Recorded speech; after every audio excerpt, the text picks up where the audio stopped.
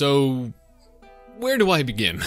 I'm sure all of you have seen the uproar of people playing the game over the last few days, and I didn't really plan on covering the game.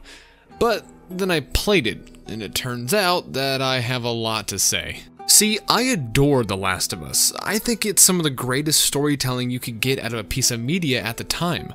The story, the writing, the characters, the development, the world building, it was all so perfectly built up all the way to the ending. I have never played a game or watched a movie that hit me in the first 10 minutes like The Last of Us did. It's a feeling I will never forget and will continuously compare other games and movies to until something dethrones that experience. You have Joel, a man who lived during the beginning stages of this infected outbreak and held his daughter when she got shot multiple times and died in his arms. The acting, the music, and cinematography for this scene alone destroyed me. It was so well done and set the tone for the rest of the game. You play through his struggles of surviving on his own, but later in his life, he's given a second chance with Ellie. Joel doesn't want to at first, and Ellie also doesn't want to hang around with this old guy, but these two characters being forced together is the greatest example of character development I have ever seen. Ellie doesn't know a lot about the world since she was a kid born into this apocalypse. All she's ever known is to survive. So throughout the game, she's constantly asking Joel what certain things are, and Joel always has an answer. Joel's constantly trying to make sure Ellie is safe. There's one scene where Ellie confesses that she can't swim and is deathly afraid, so Joel busts his ass to make sure she gets across safely. And this great writing stays up until the end. Ellie is taken because she's immune, so this group called the Fireflies try to make a cure off of her, but there's an extremely high risk that she'll die because of it. Joel has to make a very important decision.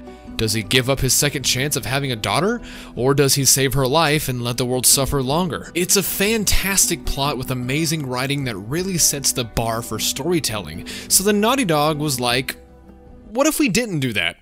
I can't tell you how excited I was for this game's announcement. When the first trailer was shown off in 2016, I lost my mind. We see an older Ellie playing guitar and singing in a house filled with blood and bodies. In the distance, we see a man slowly walk up to reveal that it's Joel. He looks at her and says, "You really gonna go through with this?" And then Ellie says, "I'm gonna find, and I'm gonna kill every last one of them." At the time, I was like, who are they? Who does she want to kill? Why does she want to kill them? What happened to Ellie and Joel that put them on the hunt for these people? I was very interested in seeing where this would take the story. 4 years later, I'm still waiting.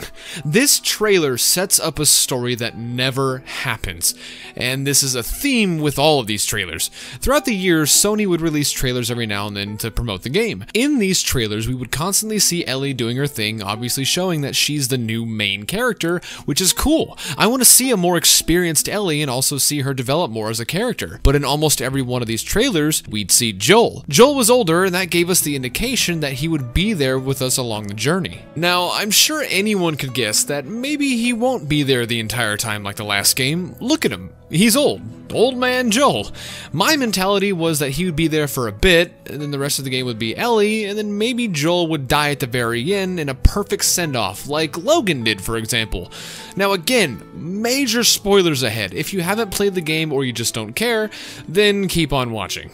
So, about an hour or so into the game, Joel gets his skull caved in with a nice hole-in-one in the most unforgiving character death I've ever seen. You can imagine, going off of those trailers over the years, I and the rest of the internet were pretty fucking surprised that a major character just got yeeted into the ground with no build-up or warning. This is the main thing that turned people away from this game when those big leaks happened. The way this scene is also set up makes no sense regarding Joel's character. See, you play as this woman named Abby, who's the main villain of the game, and she gets caught in a crowd of infected.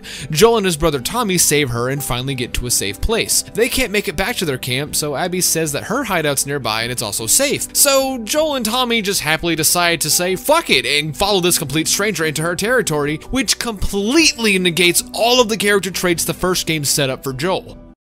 Hey, I got a camp over that way. If you need to stock up on ammo or food, I got you, man. Now hold on, Ellie. This guy could be dangerous, so we need to think hard about this and keep an eye out for anything. No thank you, sir. We're gonna keep moving on this way. Hey, I gotta camp that way if you want. Well, blow off my shins and bash my skull in. Why didn't you say so earlier? Come on, Tommy, let's go say hi to our new best friends. See, I already suspected that Joel would die in this game. It only made sense. If done right, it would help make Ellie a stronger character and hit the players hard. If done right. Let us at least remember what old Joel looks like before erasing him from existence. The writing just makes no sense in this story. It feels so forced. Everyone needs to be a dumbass at certain times so the plot can progress.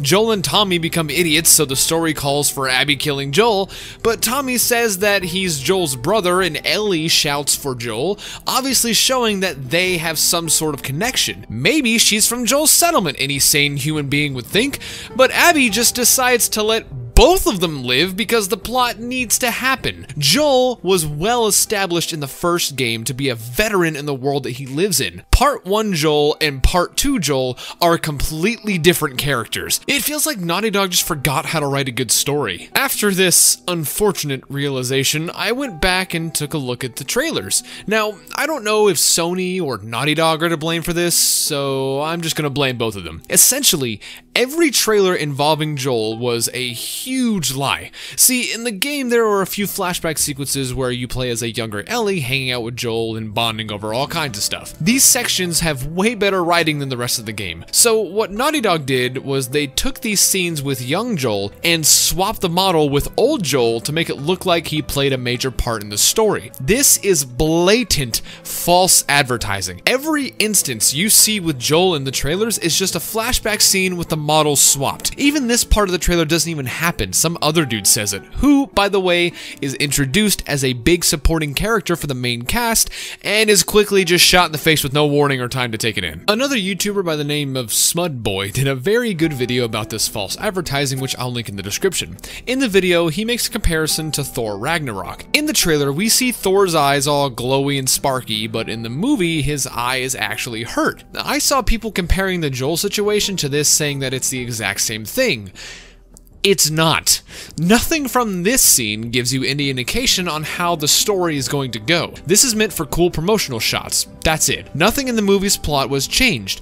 This convinces us that old man Joel is going to be with Ellie throughout the game. There's a difference between promotion shots and false advertising. So, what's with the review scores? If the consumers that are buying this product are mad and upset, why are all of the major critics giving the game perfect scores? Hell, the lowest score I could find was a 65, and even that's a bit too much. There's a lot of theories, but I think the most obvious answer is money. Sony most likely paid all of these critics in order to promote the game as a flawless masterpiece like the first game. The only difference is that the first game was good, so no critics needed to get paid for any good score. It's unfortunate that scores can be bought so easily, but that's just how it is. What would I give the game? Well, if the story part of the cinematic storytelling game is bad, then you just have a pretty game. I can see the good spots. The visuals are amazing. I'm surprised the PS4 can even run a game to this level. The acting is so well done. The combat is the first game. There's nothing really else added to the gameplay. It plays the exact way the first game did, which is fine. It just gets boring after a bit because every encounter starts to feel the same. Shoot, hide, run, shoot, hide, progress. Other than that, graphics, gorgeous. Music, amazing. Acting, superb. Guitar Hero segments, second to none. But when you fuck up the main thing that the first game was known for, the story, then why bother? But hey, maybe you saw something in this game that I didn't. And if you did, awesome. Anyone can enjoy anything they find fun, even if the director doesn't use the word fun. I personally don't recommend picking this game up. It's probably too late because it's a PlayStation game, so these always sell well, but if you haven't picked it up, it's not worth it, even as a standalone game. I don't want to support this level of storytelling. The first game was so influential for story-driven games this generation. I don't want future games to take from this one. Let me know what you guys think of the game in the comments below. And with all that said, I'll see you all in the next one.